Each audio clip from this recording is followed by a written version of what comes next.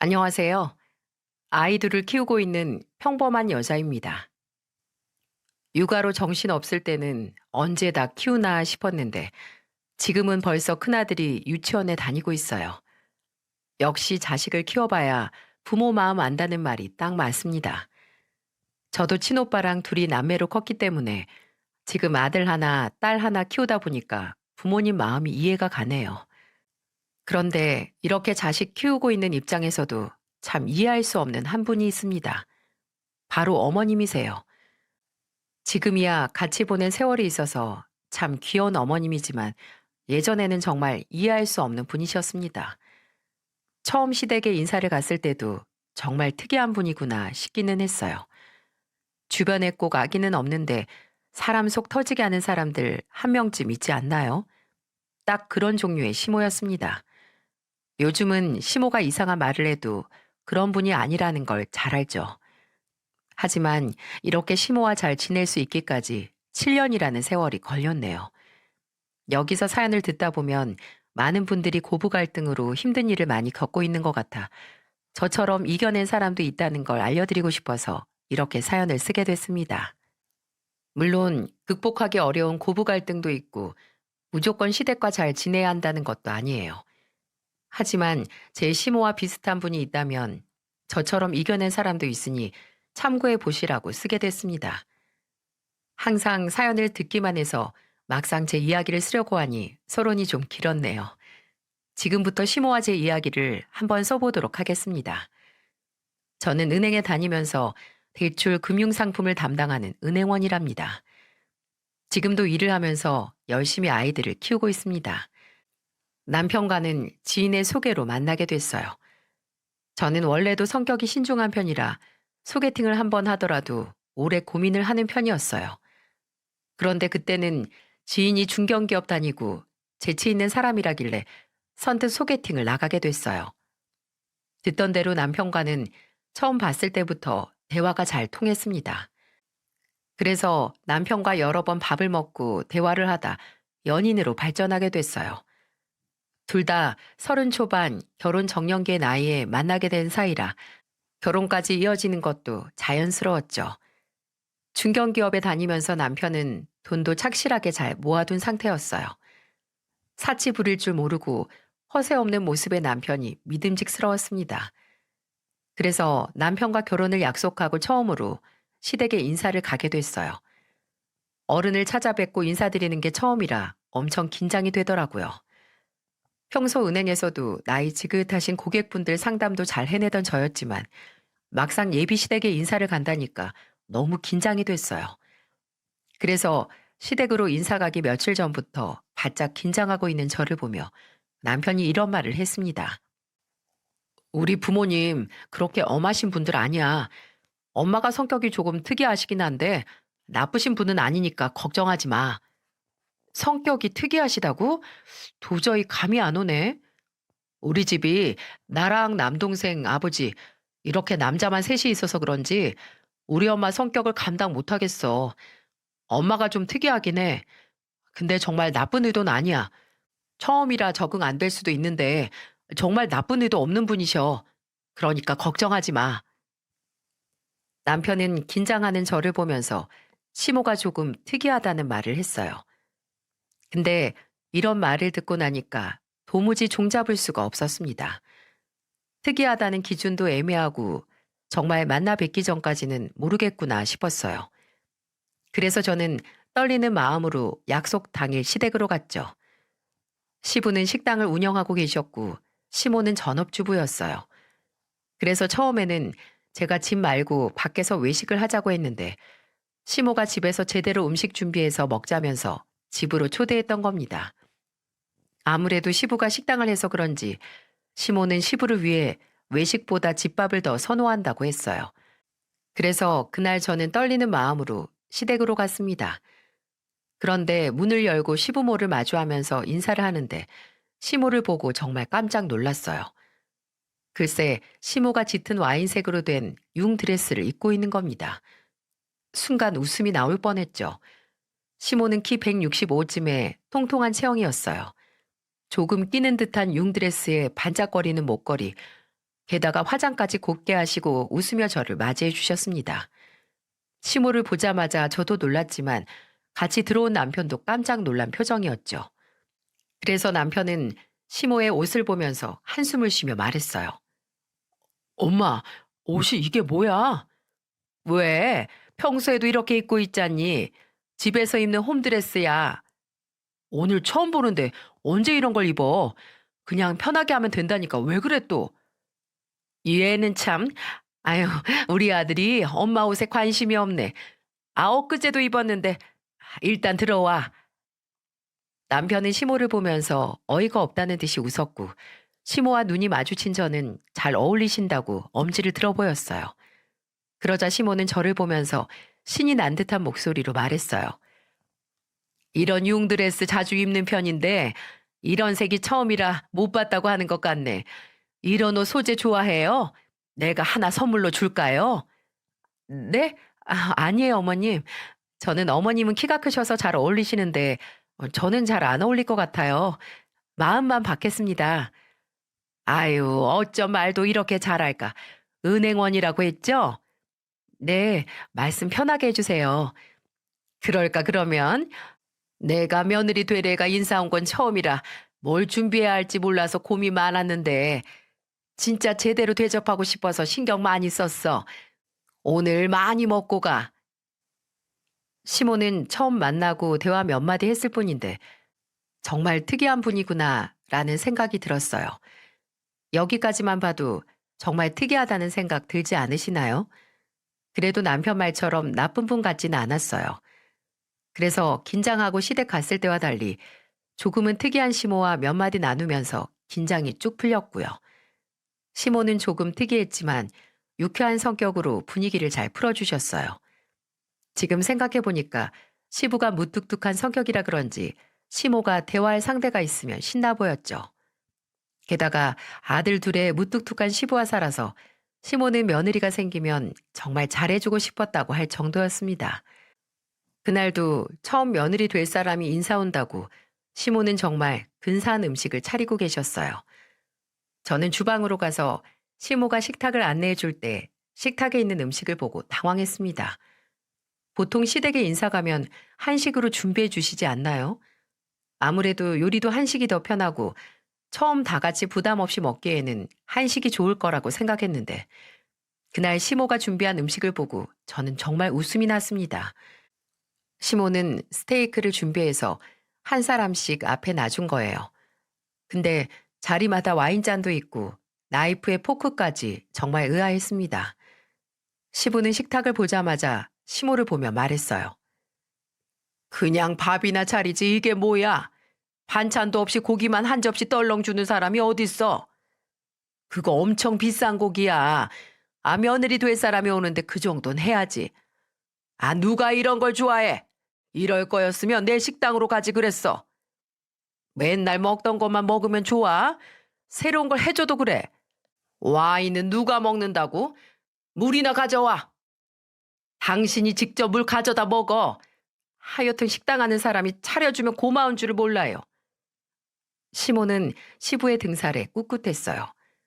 남편도 어이가 없었는지 허탈한 웃음을 지었고요. 그날 시모 컨셉이 고급진 레스토랑 같은 분위기로 준비했다고 저한테 엄청 신경 많이 썼다면서 저녁 먹는 내내 얘기했어요. 다른 친구들은 시댁에 인사 가면 형제 관계는 어떤지, 부모님은 어떤 분들인지, 또 하는 일은 자세히 어떤 일인지 묻는다고 하던데 저는 그날 제 얘기보다 시모 이야기를 더 많이 들었습니다. 오죽하면 시부가 시모를 보면서 반상에 온 것 같다고 그만하라고 할 정도였죠. 그래도 시댁이 분위기가 화목한 분위기였어요. 시모가 스테이크를 준비한 걸 불평하던 시부도 맛있다면서 결국에는 잘 드셨고요. 그런데 시모가 준비한 음식이 양이 작았는지 시부가 저를 보며 말했습니다. 이런 집은 어디서 듣도 보도 못했지? 아, 새롭고 좋은 것 같아요. 저 사람이 저런 걸 좋아해. 오늘도 아침부터 신경 쓴다고 열심히 준비하던데 마음은 잘해주고 싶어서 그런 거야. 그리고 워낙 말하는 걸 좋아하기도 하고 이걸로 배도 안 찰 텐데 밥 먹으러 나갈까? 저는 괜찮아요. 근데 아버님은 괜찮으세요? 나야 뭐 이런 일이 한두 번도 아니니까 괜찮어. 시부는 무뚝뚝했지만 시모를 보면서 장난치듯 웃었습니다. 처음 시댁에 왔을 때 강렬한 인상을 준 시모도 있었지만 시댁 분위기가 정말 화목해 보여서 좋았어요. 시부가 무뚝뚝하다고 생각했는데 나중에 따로 대화해 보니까 시모를 아끼고 사랑하는 마음이 느껴졌습니다. 아들은 아버지를 보고 자란다고 하잖아요. 이런 시부를 보면서 자란 남편이라면 평생을 살아도 될 만한 남자라고 느꼈죠. 그래서 저는 어떻게 보면 시부모를 보고 남편과의 결혼에 확신을 얻었던 것도 있어요. 처음 시댁에 인사를 다녀온 날 친정엄마는 시댁 식구들 어땠냐고 한참을 물었습니다. 그래서 저는 시모가 좀 특이하고 대화하는 걸 좋아하는 것 같다고 말했어요. 그러자 엄마는 저를 보며 말했습니다. 차라리 자기 얘기하고 다니는 게 낫지. 괜히 여기저기 참견하고 다니기 좋아하는 사람이면 며느리 흉만 보고 다녀. 친정엄마도 시모가 나쁜 사람인 것 같지는 않다면서 말해주셨어요. 저도 시모가 조금 특이해도 좋은 분이라고 생각했죠.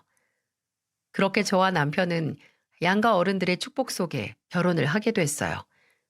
하지만 행복을 꿈꾸며 시작한 결혼 생활은 시모라는 큰 산을 넘어야만 하는 숙제가 있었습니다. 바로 시모였어요. 결혼하고 일주일이 지났을 때 시모는 저를 시댁으로 따로 불렀던 적이 있어요. 그래서 다음 날 혼자 일찍 퇴근하고 시댁으로 갔습니다. 그러자 시모는 장식장에서 정체모를 상자를 꺼내더라고요. 내용물이 뭔진 몰라도 중요한 게 있는 것 같았어요. 저는 귀중한 물건 다루듯 신중하게 꺼내는 시모를 보며 물었어요. 어머님, 그게 뭐예요? 되게 중요한 물건 같아요. 설아야, 내가 너 줄 게 있어서 불렀다.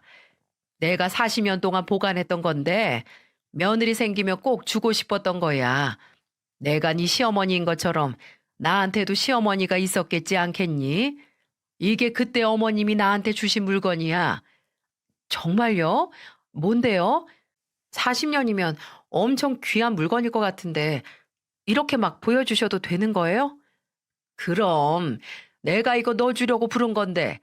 자, 이제 네가 잘 관리해서 예쁘게 써. 진주 목걸이야. 정말요? 이 비싼 걸 절 왜 주세요?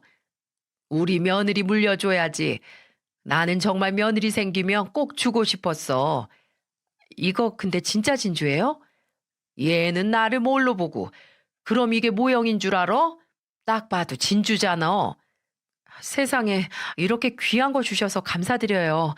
제가 정말 잘 보관해서 대대손손 물려줄게요. 저는 시모를 보면서 기쁜 얼굴로 감사하다고 인사를 드렸습니다. 그런데 뭔가 좀 이상했어요. 제가 보석을 제대로 아는 건 아니지만 딱 봐도 비싸 보이는 광택은 아니었죠.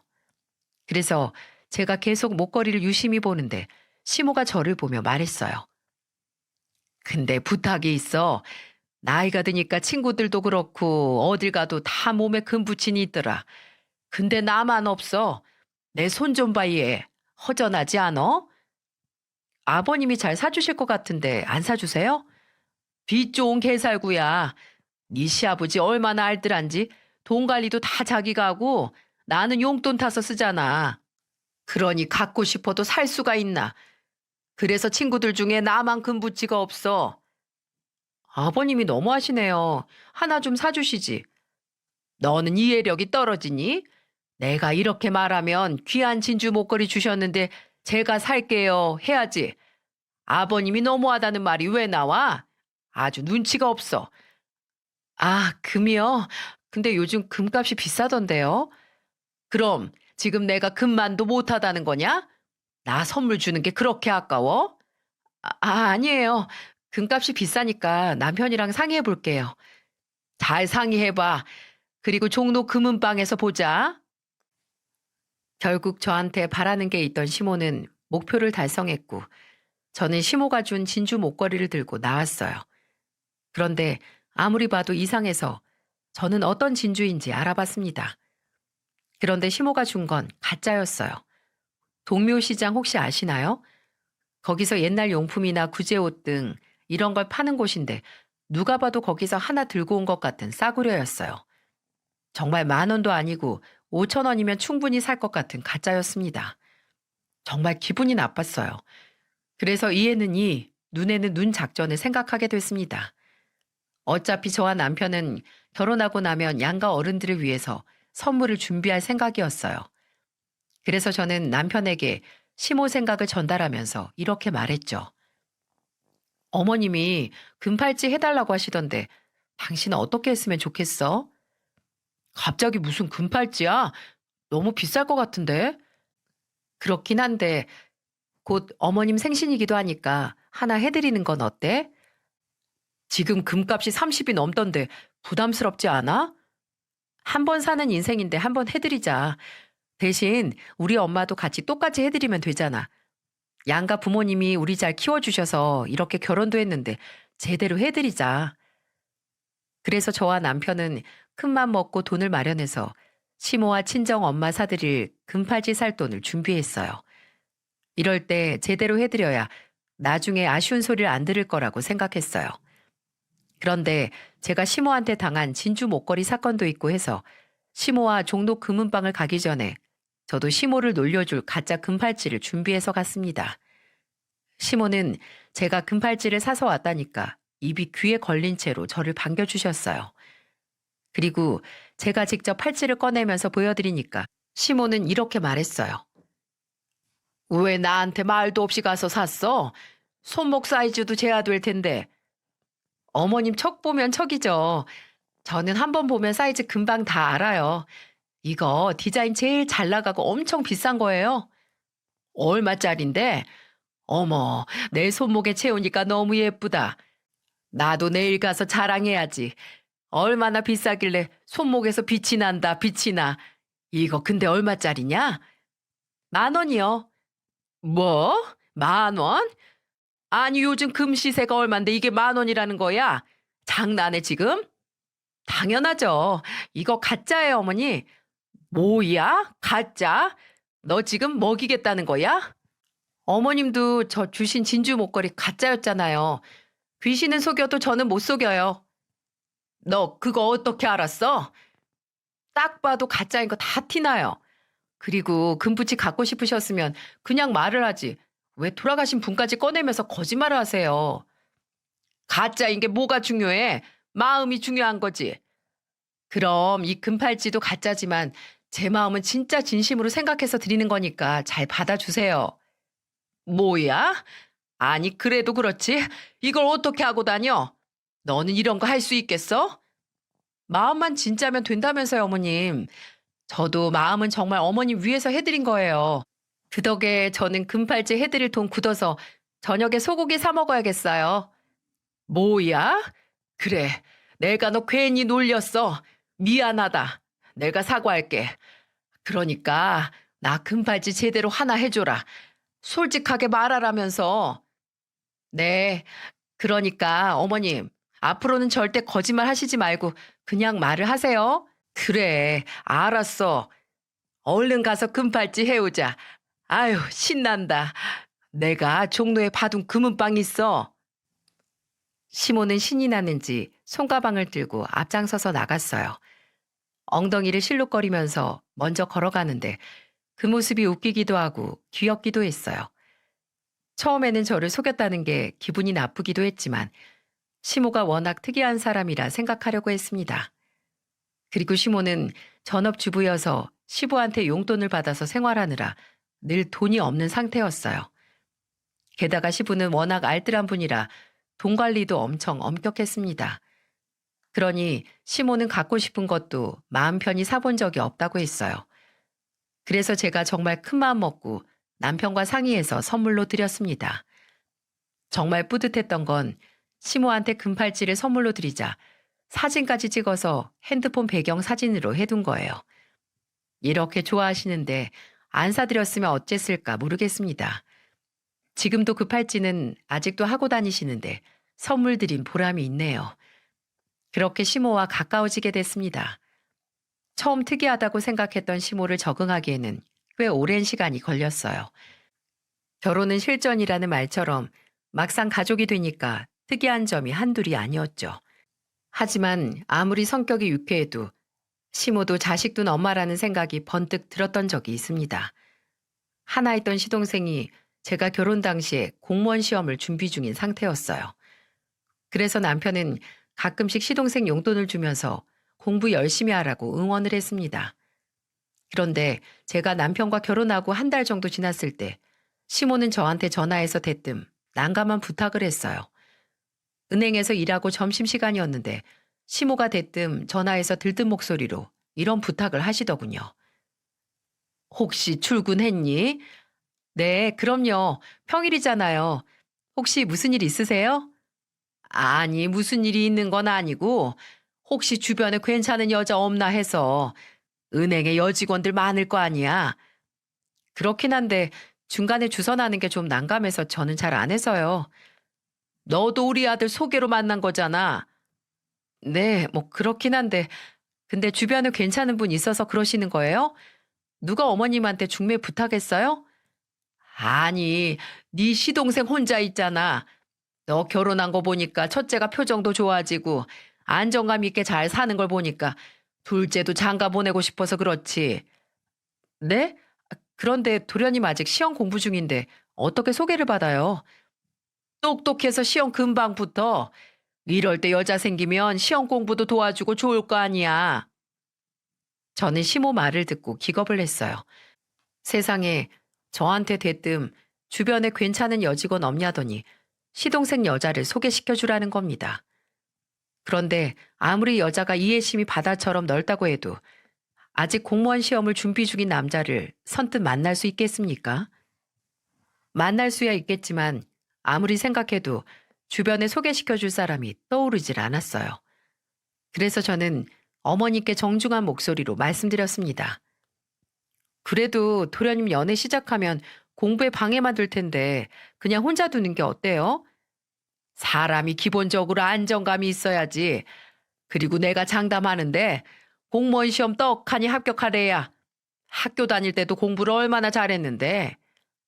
네, 그럼 시험 얼마 안 남았으니까 시험 보고 나서 제가 한번 알아볼게요. 뭐야, 은근히 하나 있는 시동생 무시하는 것 같다? 아니에요. 그런 게 아니라 정말 시험에 방해될까 봐 그래요. 됐어. 내가 알아서 할 테니까 끊어. 별꼴이야 정말. 어머님 솔직히 시험 공부 중인 게 백수나 다름없는데 뭐라고 소개를 해요? 뭐? 그게 뭐가 문제야? 사람만 멀쩡하면 되는 거지. 그렇게 안 봤는데 너 정말 속물이네 진짜. 끊자. 시모는 한껏 삐진 듯한 목소리로 전화를 끊어버렸습니다. 그때 전화를 마치고 동료들이 있는 곳으로 갔는데 제가 한숨을 쉬자 무슨 전화길래 그러냐며 물었어요. 그래서 저는 시모라는 말은 안 하고 지인과 한 전화인 것처럼 상황을 설명했습니다. 공무원 시험 공부 중인 친구인데 여자를 소개시켜 달라는데 어떻게 생각하냐 물었죠. 그러자 그 자리에 있던 여직원 남직원 할 것 없이 다 놀란 표정들이었어요. 그리고 제 말을 들은 대부분의 동료들은 이렇게 말했어요. 시험 공부 중인데 어떻게 연애를 하냐? 애초에 연애를 하면 공부 방해될 텐데 합격할 생각이 없는 거 아니야? 백수나 다름없는데 데이트 비용은 어떻게 감당하려고 그래?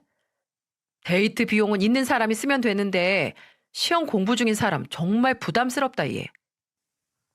이런 말들을 쏟아내는데 저만 이상하게 생각하는 게 아니구나 싶었습니다. 아무리 생각해도 시모의 뜬금없는 부탁이 이해가 안 갔어요.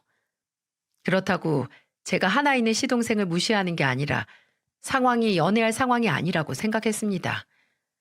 시동생 호감형의 키도 크고 괜찮은 편이에요. 그래서 저도 매번 시동생을 만나면 시험만 붙으면 여자들이 줄을 서겠다고 말했던 적도 많았습니다. 그래서 남편과 저는 시동생이 준비 잘해서 좋은 사람 만났으면 좋겠다는 말을 자주 했어요. 그리고 무엇보다 시동생도 공부에 집중하고 싶어 했고요. 이런 상황에 갑자기 시모가 시동생 주선을 하라니 황당했죠. 그런데 그날 저녁 시동생이 저한테 난감한 목소리로 전화를 했습니다.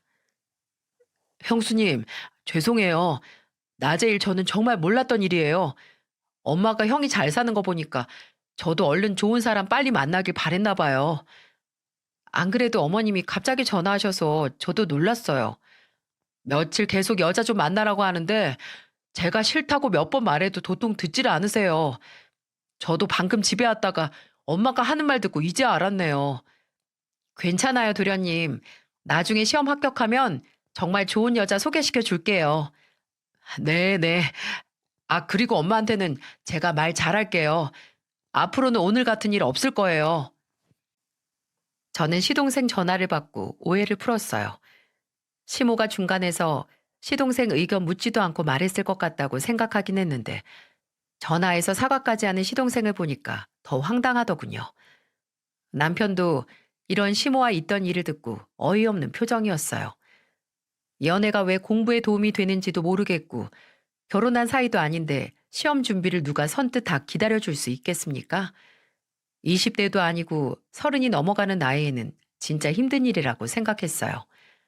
그리고 시동생은 워낙 알아서 잘 하는 스타일이라 공부도 한 2년 정도 하다가 공무원 합격해서 지금은 잘 다니고 있습니다. 시모가 괜한 걱정을 하고 있던 게 시동생은 공무원이 되고 일하는 곳에서 같이 일하는 여직원과 연애를 시작했어요. 그러니 시험 공부하던 시동생을 시모가 괜한 걱정을 한 거죠. 마음이야 이해하지만 조금 더 시동생을 믿어줘야 된다고 생각했습니다. 시모는 이런 식으로 사사로운 걱정하는 일이 많았어요. 그렇게 결혼하고 나서 얼마 지나지 않아 첫째를 임신하게 됐어요. 그런데 시모가 그때 어떤 의도인지는 이해하지만 저는 그때 시모가 정말 답답했습니다. 차라리 은행 가서 일하는 게 더 편할 것 같다고 느낄 정도였어요. 어느 정도 배가 불러서 출산이 가까워질 때 시모는 저희 집을 거의 참새가 방앗간 들리듯이 들렸습니다. 그래서 정말 제가 시모 집에서 쉬는 건지 우리 집에서 쉬는 건지 모를 정도였어요. 늘 저를 보러 오면 시모는 쓸데없는 참견을 했죠. 목이 말라서 차가운 물을 마시고 있으면 뜨거운 물을 마시라고 하거나 집안 청소를 하면서 많이 걸어 다니면 애 빨리 나오면 안 좋다고 가만히 좀 있으라는 말들이었습니다. 다 저를 걱정해서 해주는 말인 거 누구보다 잘 알죠. 하지만 저도 산모고 누구보다 기다렸던 축복 같은 첫 아이인데 설마 제가 제 몸을 관리도 안 하고 있겠습니까? 그래서 저는 시모를 보며 이런 말을 한 적도 있어요. 어머님, 저도 다 병원에 물어보고 괜찮다고 하는 것만 하는 거예요. 에휴, 내가 그래도 임신하고 출산을 2번이나 해봤는데 나도 거의 반의사야. 그래도 계속 옆에서 이러시면 저도 너무 힘들어요. 보기에 겨운 소리 한다. 나는 큰아들 임신했을 때 시집살이 하느라 집안일도 하고 무거운 짐도 들고 그랬다니까. 너는 내가 많이 편하게 해주는 거야. 정말 집에 한 번 들어오면 하루 종일 옛날 얘기부터 요즘은 뭐가 맛있고 재밌는지 미주알 고주알 전부 말했어요. 정말로 제가 걱정돼서 온다기보다 그냥 하루 종일 같이 떠들 사람이 필요한 것 같았습니다. 그래서 한 번은 집에 없는 척 했더니 전화까지 해서 2~3시간을 떠드는 거예요. 그래서 정말 차라리 은행 가서 일을 하는 게 더 태교에 좋을 것 같다는 생각까지 들었습니다. 그러다 한 번은 제가 제대로 화가 나서 시모한테 화를 낸 적이 있어요. 제가 출산일이 가까워올수록 시모는 제가 은행을 계속 다닐지 아닐지 엄청 궁금해했습니다. 그래서 저는 아이 낳고 어린이집 다닐 때쯤에는 다시 은행에 갈 거라고 말했어요. 그러자 시모는 놀란 얼굴을 하고 제게 이렇게 말했습니다. 어린이집 너무 빨리 가면 잔병 치레만 하고 애한테 안 좋지 않어? 그래도 일하려면 어린이집에 맡겨야죠. 애기 어릴수록 엄마랑 있어야 되는데 어린이집 너무 빨리 간다.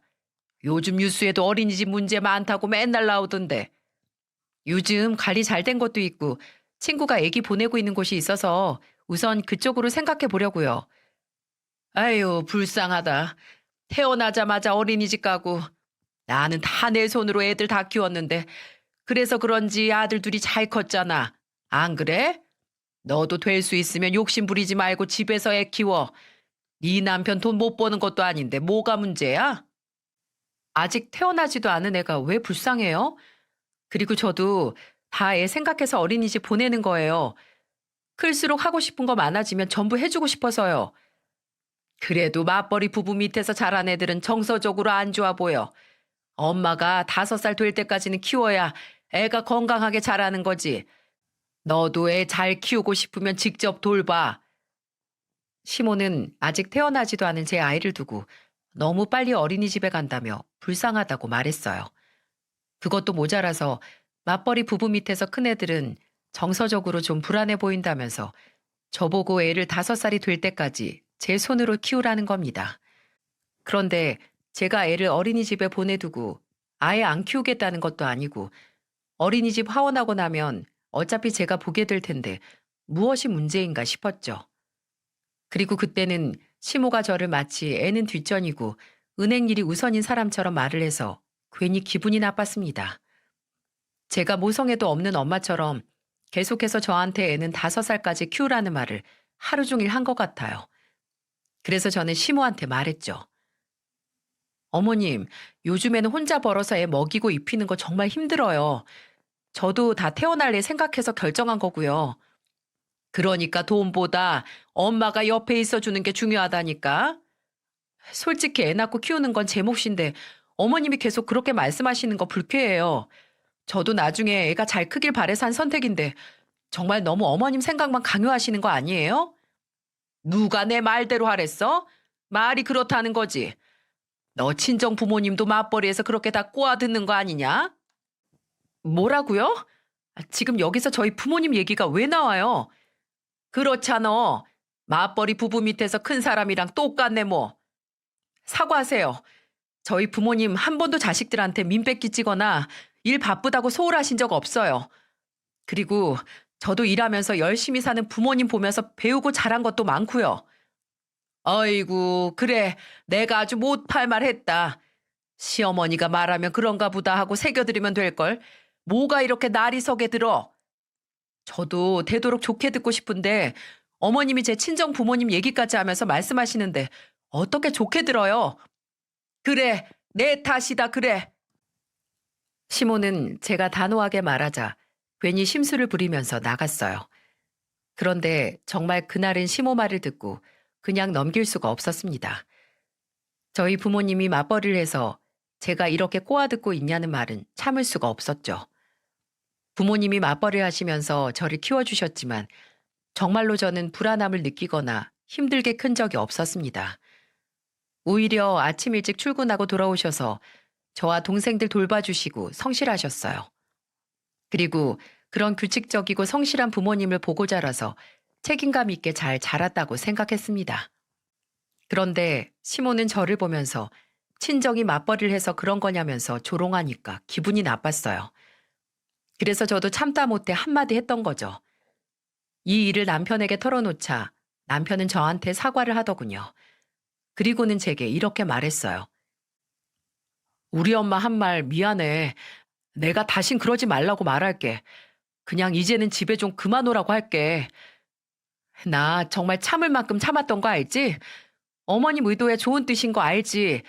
근데 듣는 사람이 괜찮다고 하면 어머님도 정말 그만하셔야지. 알어. 내가 중간에서 너무 무신경했어. 내일부터는 정말 그만 오라고 꼭 당부할게. 남편은 저한테 미안하다며 사과를 했어요. 솔직히 남편이 오지 말라고 하면 시모가 또 삐질 게 뻔했죠. 그래도 그때는 정말 시모가 너무 힘들었습니다. 결국 시모는 남편과 시부에게 한 소리씩 듣고 저희 집에는 못 오게 됐어요. 처음에는 너무 편했는데 언제까지 이렇게 살 수 있을까 싶긴 했죠. 그런데 시모가 저한테 선뜻 전화를 한 거예요. 그리고는 미안하다며 정말 진심으로 사과를 해줬습니다. 그래서 시모의 사과를 받고 잘 넘어갈 수 있었어요. 시모가 딱 이런 스타일이었답니다. 나쁜 사람은 아닌데 눈치가 없어서 주변 사람 환장할 때까지 말하다가 상대방이 화내면 그제야 사과를 했죠. 그래서 시모가 나쁜 사람이라는 생각은 안 해봤어요. 다만 눈치가 없어서 힘든 사람이었습니다. 그렇게 말 많은 임신 기간이 지나고 저는 건강한 아들을 출산했어요. 첫 아이를 안아보고 느낀 감동은 정말 자식 키워본 부모만이 알 거라고 생각합니다. 시모도 손자가 건강하게 잘 태어났다며 제일 기뻐했어요. 정말 세상을 다 가진 기분이었습니다. 100일쯤 지났을 때는 시댁에도 자주 갔어요. 그런데 특이한 게 시모만 보면 아들이 자지러지게 우는 겁니다. 사람만 보면 빵긋빵긋 웃는데 시모가 워낙 손짓도 크고 목소리도 커서 그랬던 것 같아요. 그러다 주말이라 시댁에 갔는데 그날도 어김없이 손자를 보고 기뻐하는 시모는 박수를 치면서 아들을 안으려고 하셨어요. 그런데 정말 아들이 기절할 듯 울기 시작했습니다. 시모의 박수 소리와 웃음소리에 놀라서 우는 거였죠. 그래서 저는 우는 아들을 안아 달랬습니다. 그런데 시모는 그런 아들을 보면서 심통이 난 목소리로 말했어요. 왜 좋다고 예뻐해 주는데 울고 그래? 걔 좀 이상한 거 아니야? 이상하다뇨. 애들은 다 울면서 크는 거예요. 어머님 박수 소리에 놀랐나 봐요. 사내 놈이 뭐 그런 소리에 놀라고 그래? 그렇게 크면 어디 가서도 예쁨 못 받아. 다른 집 사내 아이도 갑자기 큰 소리 나면 우는 애들 많아요. 제가 몇 번 부탁드렸잖아요. 예뻐하시는 건 좋은데 큰 소리에 잘 놀라니까 조심해 달라고 말씀드렸는데 박수를 치시면 어떡해요. 오랜만에 봐서 좋아서 그랬지. 됐어. 손주 준다고 나도 장난감 샀는데 안 줄 거야. 은행 다니면서 돈 버는 네가 사줘라. 시모는 정말 삐져서 손주 주려고 산 장난감이 있었는데 정말로 안 주셨어요. 참 유치하고 기가 찼습니다. 큰 소리 들리면 놀라는 애기들 많지 않나요? 안 그래도 목소리 큰 시모가 웃음소리도 큰데 박수까지 치면서 아이고 우리 손주 하면서 오시니까 애가 겁을 먹고 운 거예요. 그런데 그걸로 애가 울었다고 미리 사둔 장난감도 안 주겠다면서 베란다로 치웠습니다. 참 어이가 없었어요. 남편도 시모를 보면서 왜 어린 손자한테 삐지냐고 웃을 정도였어요. 결국 그날 시부가 시모 대신 아들 주라면서 장난감을 건네주셨어요. 이런 시모 덕에 어이없는 웃는 날이 늘어났습니다. 그렇게 결혼한 지 1년쯤 되니까 이해할 수 없던 시모도 점차 이해가 가긴 했어요. 전업주부로 평생 자식들만 키웠고 남편 뒷바라지만 하다 자식들 전부 자기 밥벌이 하겠다고 바쁘니까 좀 적적했을 것 같다는 생각이 들더군요. 제가 아이를 낳아보니까 적적하고 허전했을 시모 마음이 조금은 이해가 가더라고요. 그래서 저는 시모가 뭐라 해도 크게 화가 나진 않았습니다. 그리고 무엇보다 시부가 중간에서 잘 끊어주기도 해서 괜찮았어요. 그러다 시댁이 이사를 하면서 사단이 나기 시작했습니다. 시부가 워낙 부동산에 관심이 많았는데 원래 살던 집을 정리하고 서울에 10억이 넘는 아파트를 무리하게 대출까지 받아서 이사를 갔던 거예요. 대출이 50%가 넘었고 한 달에 200만 원 정도 되는 돈을 20년씩 갚아야만 했습니다. 솔직히 너무 무리해서 이사를 가긴 했다는 생각을 하긴 했죠. 그래도 시부가 워낙 알뜰하니까 괜찮을 거라고 생각했어요. 저는 이런 아파트 구매 대출 이야기를 전혀 까맣게 모르다가 우연히 알게 됐어요. 바로 시모 때문이죠. 그때가 설 당일이었는데 갑자기 시모가 저를 따로 시댁으로 불렀어요. 이사하고 기뻐하던 시모가 갑자기 힘이 없는 목소리로 앞길이 막막하다며 설 당일에 전화를 해서 저더러 혼자서 시댁으로 와달라고 한 겁니다. 그래서 저는 걱정스러운 마음에 시댁 갈 준비하다 말고 어린 아들을 남편한테 맡기고 혼자 시댁으로 갔어요. 그런데 시모가 혼자 소주를 마시고 있는 겁니다. 저는 시모 잔을 치우면서 걱정스러운 목소리로 물었어요. 어머님, 무슨 일 있으세요? 설인데 왜 장 본 것도 없고 다 썰렁해요? 답답해서 그래. 앞으로 살 길도 막막하고 어떻게 살아야 되나 싶어서. 이사하고 좋아하신 게 엊그제 같은데 갑자기 왜 그러세요? 식구들 다 건강하고 집에 아무 일도 없잖아요. 내가 정말 이런 말 안 하려고 했는데 글쎄 네 시아버지 가게 닫고 싶단다. 갑자기 가게를요? 왜요? 아니 이유가 있을 거 아니에요. 몰라. 내가 얼마 전에 친구들이랑 해외여행 가고 싶다고 돈 좀 달라고 했더니 먹고 죽을래도 없대. 그리고는 식당도 때려칠 거라고 나보고 나가서 돈 벌어 오랜다. 그냥 하신 말 아니에요? 에이, 설마요. 정말 다들 건가 봐. 나한테 식당 하면서 돈 버는 게 어디 쉬운 줄 아냐고. 자기도 이제 힘들다고 나보고 나가서 돈 벌어오라고 얼마나 소리를 지르던지. 그런 모습 처음 봤어. 그동안 별일 다 있어도 장사 접겠다는 말은 안 하던 사람인데 나도 기가 막힌다. 저는 서울에 집까지 사놓고 갑자기 가게를 닫겠다는 시부가 의아했어요. 정말 그럴 뿐이 아닌데 이상했죠. 그런데 그때 시부한테 문자 한 통이 왔습니다. 저는 그 문자를 보고 정말 빵 터졌어요. 시부는 문자로 저한테 이렇게 보냈더군요. 설아야, 혹시 네 시애미가 돈 얘기 꺼내면 절대 주지 마라. 얼마 전에 나 몰래 신용카드 쓰다가 카드값이 100만 원도 넘게 나와서 내가 나가서 돈 벌어오라고 했다. 혹시 돈 얘기 꺼내면 절대 도와주지 마라. 나중에 알고 보니 얼마 전에 시모가 시부 몰래 신용카드를 쓰다가 카드값이 많이 나와서 시부랑 한바탕 한 상태였죠. 이런 상황에 친구들이랑 여행 가겠다고 돈 좀 달라고 했으니 시부가 줄 리가 있겠습니까? 시모가 이렇게 경제관념이 없으니까 그동안 시부가 돈 관리를 해왔구나 싶었습니다. 그런데 시모가 갑자기 저한테 이런 말을 하더군요. 그래도 친구들이랑 여행은 가고 싶은데 네가 나 좀 보내줄래? 네? 아버님 힘드신데 지금 어떻게 가시려고요? 그냥 계세요, 어머님. 내 팔자야. 다른 친구는 며느리가 보내준다는데 나는 남편도 며느리도 다 안 된다고만 하네. 지금 상황이 놀러갈 상황이 아니니까 그렇죠. 평생을 집구석에서 이렇게 늙어 죽어야지 뭐. 내가 무슨 부귀영화를 누리겠다고 여행을 가. 그것도 해외여행을. 에휴, 친구들 가는 거 부러워나 해주지 뭐. 시모는 갑자기 해외여행을 저한테 보내달라고 하시더니 제가 안 된다고 하니까 술을 한 잔 더 들이키고는 한탄을 하셨어요. 무슨 초상이라도 난 것처럼 우는데 어이가 없었습니다. 그러더니 갑자기 좋은 생각이 났다는 듯 저를 보며 말했어요. 너 그럼 우리 아파트 대출금 좀 내줘라. 시댁이라도 부모처럼 생각해야지. 네? 한 달에 200만 원이나 되는 돈을 제가 어떻게 내요? 너 은행 복직해서 다시 다닐 거라면서 맞벌이 부부가 그 정도 돈도 못 내줘? 그건 너무 억지죠. 애 낳고 얼마 되지도 않았고 앞으로 들어갈 돈이 얼마나 많은데요. 우리도 부모라면서 네 시아버지 힘들어서 가게 접겠다잖아. 어차피 시부모 둘 다 무일푼이면 생활비 보태준다거나 대출금 내주거나 똑같지 않아? 그리고 은행 봉급 세잖아. 연말 보너스도 잘 나오고 남편이랑 둘이 버는데 이 정도는 해줄 수 있는 거 아니야? 세상에 그런 말이 어딨어요. 그리고 저랑 남편도 갚아야 될 대출금도 있고 애도 키워야 한다니까요.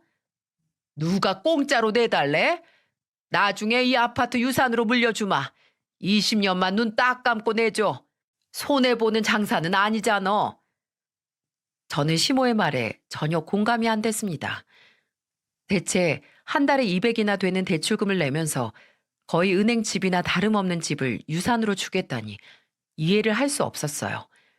시부가 무리해서 부동산 투자 목적으로 온 것 같았는데 시모 마음대로 유산으로 주겠다는 말을 어떻게 믿겠습니까? 그래도 시부가 진짜 식당 접는 것도 아니고 걱정할 일이 아니라고 생각해서 저는 시모를 보며 말했어요. 더 이상 안 되겠네요. 지난 1년 동안 저는 어머님을 만족시켜 드리지 못한 것 같아요. 오늘부로 며느리 사직합니다. 마지막 세배 드릴게요.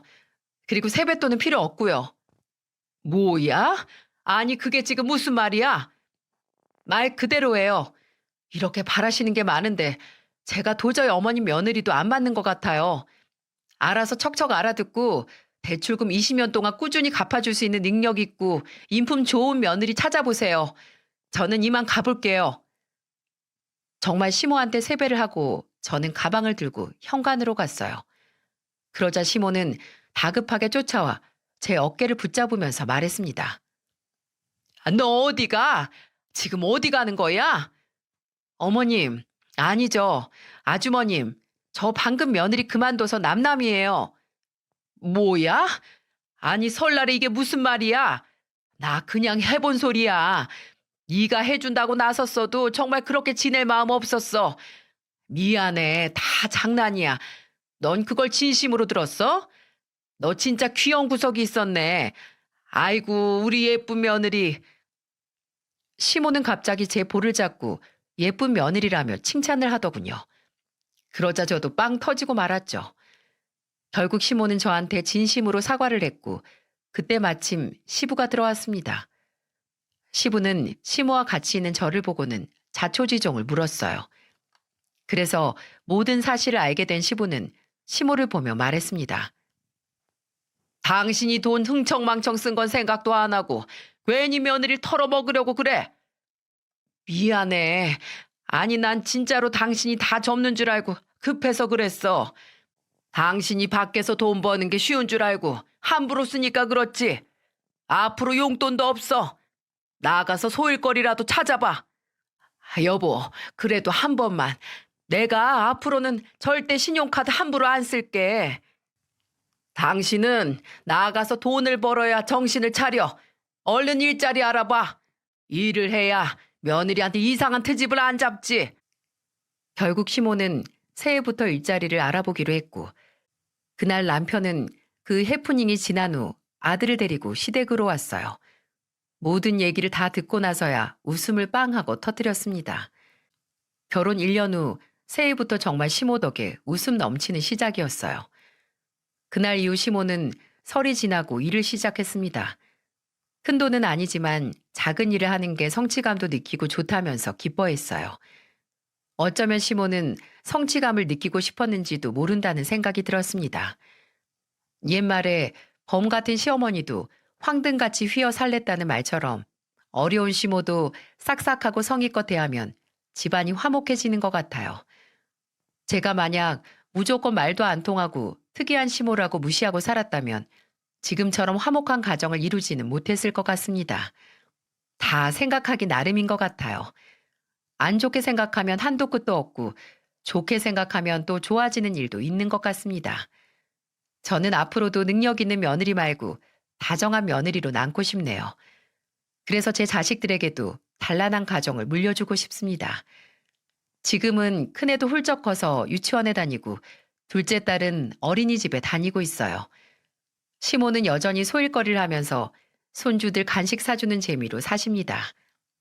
이렇게 평생 화목하게 잘 살고 싶어요. 구독자 여러분들도 가족들과 대화 나누며 행복하게 바라겠습니다.